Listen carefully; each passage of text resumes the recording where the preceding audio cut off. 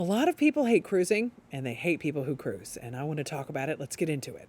Now, I recently stumbled upon an article in which some travel writers got together and basically said that cruising is boring, it's an indefensible way to travel, and that basically cruisers were awful. How rude. And look, while I'll be one of the first people to tell you that cruising is not perfect, and it certainly isn't for everyone, it always does make me chuckle when people who get on a plane and fly to a private resort somehow feel that they're getting a more authentic experience. Yes, being tucked away behind the gates of a Sandals in Jamaica is somehow superior. No disrespect to Sandals, by the way. I'm just saying that it's actually kind of ridiculous to assert that somehow a Sandals vacation is a more authentic experience than, taking a cruise there. I said what I said.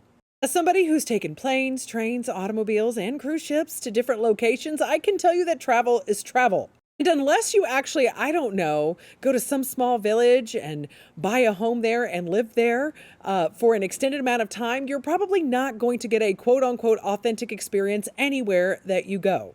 Thinking that because you got on a plane somehow makes you better than somebody who got on a ship is just, whack-a-doodle to me. It honestly is. Because one thing that certainly plagues any kind of travel is this snobbery. We see it in the cruise community amongst fellow cruisers and how they treat each other based upon what kind of cabin they're in.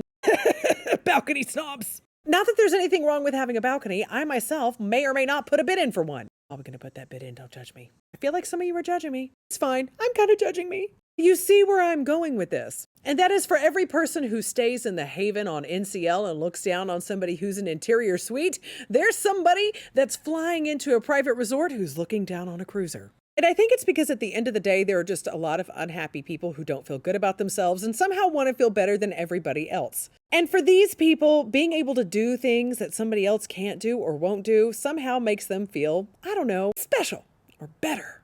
And I think in turn, this leads to a lot of the snobbery that you see in the travel community and even within the cruise community itself. A few years ago, I went to Italy with my aunt and my uncle and had the most magical experience ever. No, really, Italy is magical. But we flew United Economy. While we stayed at a very lovely hotel, this idea that we were getting the authentic Italian experience is kind of hilarious. We didn't live in Italy while we were there. We didn't go to work in Italy while we were there. While it was like a magical 9 days, we were tourists. And whether we arrived there by plane or by cruise ship, nothing was going to change that fact. So when I see these think pieces by these travel writers where they assert that they're somehow better, more sophisticated, because they went to another place, hung out for a bit, and then went home, it seems kind of wild to me. Whack-a-doodle, whack-a-doodle. At the end of the day, you should take the vacation you want to take however you want to take it. Let people enjoy their lives. Let them have fun. I will never, ever get the travel snob.